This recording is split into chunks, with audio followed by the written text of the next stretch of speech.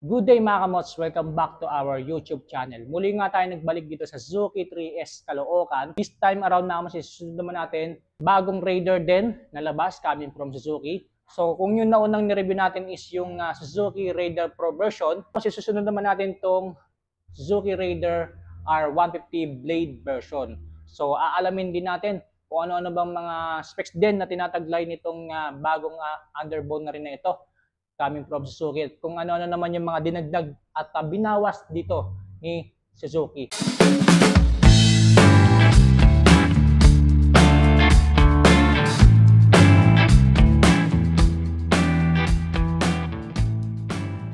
Alright, so this is the all-new Suzuki Raider R150 Blade version. Wow! So di hamak na mas malayo ang itsura nito doon sa naunang nireview natin mga kamos na Suzuki Raider Pro. Kasi itong Blade version, may halos pagkakahawig pa rin siya dun sa dating version ng Suzuki Raider. Kaya lang, ang binago naman dito ni Suzuki, mga kamos, bukod dito sa turn signals niya na nakahiwalay na rin, unlike before na nakasama dito sa headlight, so yan, nakahiwalay na rin po siya.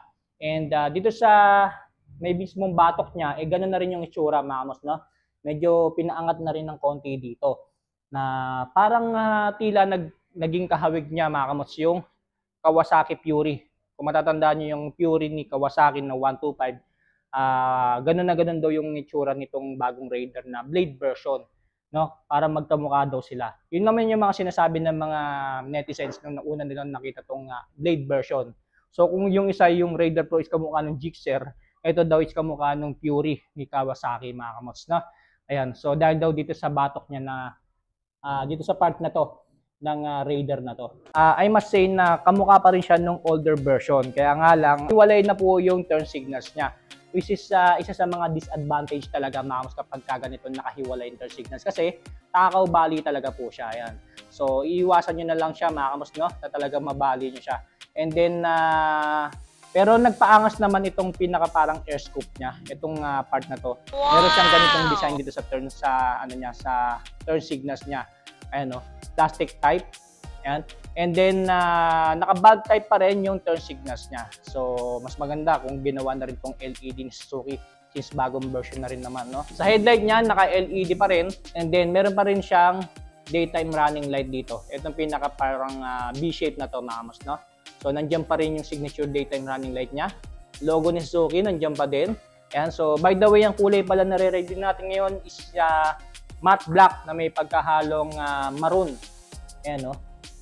May combination of maroon. So dito sa Suzuki 3S Caloocan, may mga lumapag dito na Blade version. Itong nire-review natin na matte black na may halong maroon.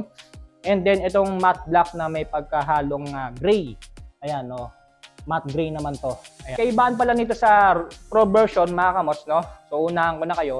Ito po is hindi siya Ride Connect version, o wala siyang Ride Connect na features kung saan pwede mong i-connect yung cellphone mo. And then isa pa sa pangalawang kaibaan nito sa Raider Pro, hindi siya naka-keyless. So ito po is naka-ordinary ignition key pa rin. Ayan, dito sa Blade version. And then lastly, mga kamots, hindi po ito naka-ABS, itong Blade version, no? Naka-ordinary disc brake lang po tayo dito, harap at likuran. Kaya sabi ko sa inyo sa last video natin, yung review natin yung Raider Pro, di hamak na mas mahal nga yun, yung Pro version, kasi nga ang dami mga magagandang features na dinagdag ni Suzuki doon. Keyless, ABS, and then Ride Connect. Ayan, so yun yung mga kinonsider ni Suzuki kung bakit mas mahal siya compare dito sa Blade version. Sa tambucho, I must say na ganun din. Wala rin namang binago dito sa tambucho niya. So meron pa rin siyang built-in chain guard dito na protection sa kadena ng motor natin na naka-plastic type. And then isa pa sa napansin ko dito, itong bagong Raider na to, yung sa Pro version, meron na siyang ganitong design, no? Parang winglet. Wow! So hindi mo na kailangan pa magpakabit ng aftermarket na winglet. So ito kasi meron na siya, oh. Ayan. So kung titignan nyo, para siyang winglet, oh, dito. Tapos yung naman pa nito, napakaangas, di ba? Pero yun nga, disadvantage pa rin talaga kasi itong turn signals niya nakahiwalay. Alright, so proceed tayo sa sukat naman ng gulong nitong bagong Suzuki Raider R150 Blade version. So sa harapan nito ay gumagamit ng 70 by 90 by 17 inches. And then tubeless tire pa rin. harap at likuran, and then ang ginamit na gulong naman ni Suzuki sa Blade version is IRC din.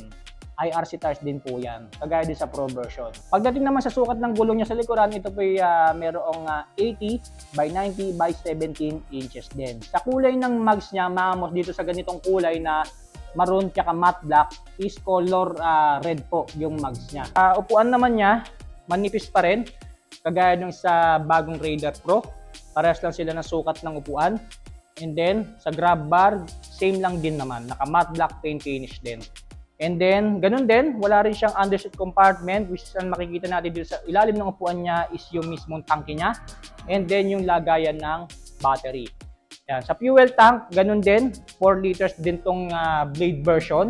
And then, kaya ding tumakbo up to 50 kilometers per liter. Kagaya sa Pro version, meron na rin tong compartment dito na maliit na pwede natin paglagyan ng mga barya-barya, motorcycle gloves, cellphone, huwag nga lang natin iiwanan. Kahit dito sa Blade version, mga mos, meron na rin siyang built-in power socket. Ayan, so naka-USB ready na rin. So, convenient na rin tong Blade version, kagaya ng sa Pro version kasi meron na rin tayong pang-charge na mga cellphone natin, mga gadget natin in case na malolobat na. And then, pwede na rin natin itong gamitin as hanap buhay kapag nag-aangkas tayo, Move It, Food Panda, Grab, ayan. So, meron na rin siyang built-in power socket na pwede nating i-charge yung mga cellphone natin. Siyempre, nakalagay dyan yung signature logo ni Suzuki sa gitna. Yun nga, kaibahan nito sa Pro version, ito is naka-ignition key. So, hindi pa rin siya naka-keyless, mga kamos, no? So, yun yung kaibahan nilang dalawa, Pro version ng itong Blade version. Mga buttons and switches, dito sa left side, meron tayong high beam, low beam. And then, turn signals left and right, busina. Dito naman sa right side, nandito yung nag-iisang electric push starter. So, dito sa Blade version, wala na rin po itong kickstart, mga kamusta. Ibig sabihin, nagpapagana na lang din dito is yung electric push starter niya. So, wala rin siyang built-in hazard, mga kamusta, itong Blade version. No, sana nilagyan na rin ni Suzuki, no? So, until now, wala pa rin siyang built-in hazard. And then, built-in passing sana, oh. Wala rin siyang built-in passing light. Yan. So, yun po yung mga kulang dito sa Raider, sa bagong Raider na nilabas ni Suzuki, no? Naka-gloss black na bar end sa levers, naka-matte black paint finish. And then, lastly, mga kamos, ito naman yung instrument panel niya. So, dito naman sa instrument panel niya, mga kamos, ang binago dito ni Suzuki is yung kulay or yung mismong background ng instrument panel niya. Doon kasi sa older version ng Suzuki Raider na FI is color red yung kulay ng background. Dito, is color blue na yung background niya, and then kulay white na po yung mga letterings, yung mga numbers niya, and then yung mga letterings niya, yung mga fonts. Ayan. So, which is napakaganda na rin ng kulay. Color blue na yung yung background niya, and mga numbers niya at yung mga letters niya na visible na rin kahit sa umaga. Sa mga button naman ng instrument panel niya, ito yung adjust, and then ito naman yung select. And ito naman yung itsura ng headlight ni Suzuki Raider R150 Blade version. Sa taillights, same sila ni Suzuki Raider Pro. Okay, so yan po yung looks and appearance itong pinakabagong Suzuki Raider 150 Blade version. Alamin naman natin ng iba pa mga engine specs at features na dinagdag pa dito ni Suzuki dito sa bagong underbone na ito.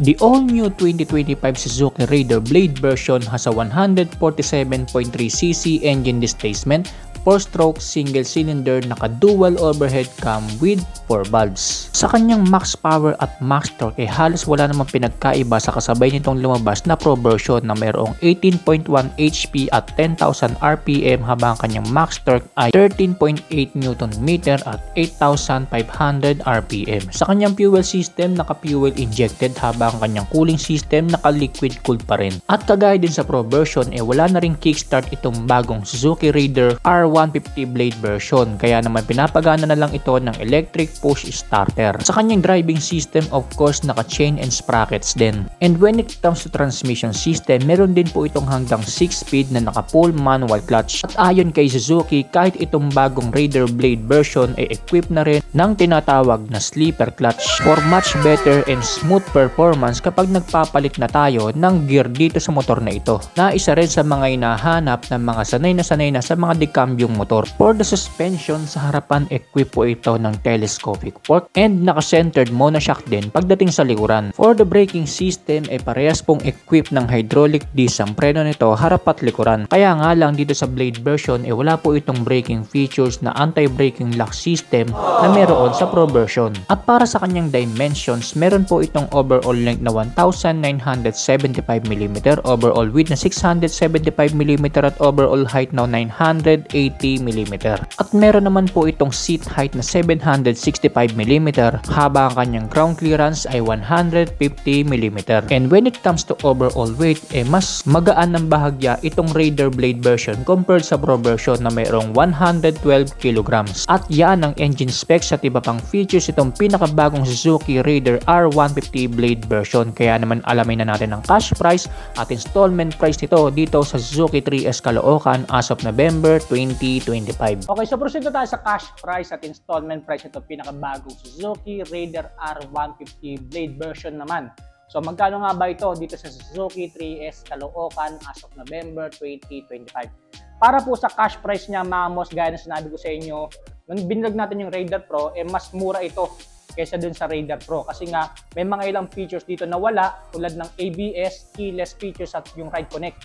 Kasi kumbaga standard version lang itong Blade version, mamos, no? So mas mura ito diyamak doon sa Pro version. So ito po ay nagkakahalaga, mamos, ng 131,800 pesos. So sabi ni Suzuki 3S Caloocan, all in na po yun, mamos, kasama na yung LTO registration at yung insurance. Sa previous naman niya, again, ulitin ko, mga kamos, makukuha yung previous kapag kumuha kayo ng cash ng Suzuki Raider Pro at itong bagong Suzuki Raider R150 Blade version is 3 years registration ng LTO and then free helmet na half face, free jacket coming from Suzuki, and then free Suzuki oil, engine oil, 2 liters, mamos. Ito, papakita ko ulit sa inyo. Ang tatak nito is Easy Star. Ayan, so pang Suzuki Raider. Ayan, so 2 litro po yung makukuha niyo as a freebies. And then lastly, mamos, yung pangmalakasan nilang 500 worth of groceries, lalo na magpapasko na. Mag-December na, tamang-tama to, pandagdag sa Noche Buena ninyo, mga kamos, no? Or Medianoche ninyo. 500 worth of groceries po ito na nakalagay sa isang container na nilalaman is pancit, macaroni, gatas, cheese, pang-salad, ketchup na pwede natin idagdag sa handa natin sa Noche Buena or Medianoche. Pagdating naman sa installment niya, mamos, unfortunately is wala pa ring installment basis dito si Suzuki 3S Caloocan. Bagong Raider R150 na Blade version. Pero wag kayong mag-alala, mamos, baka sa susunod na punta nyo rito ay meron ng installment kung kukunin nyo sa as installment. Kaya mag-antabay lang kayo at maghintay lang kayo sa advisory ni Suzuki 3S Caloocan. Sa ngayon, available lang po siyang kunin as cash basis dito sa Suzuki 3S Caloocan. Ayan. So yan po yung cash price nitong pinakabagong Suzuki Raider R150 Blade version.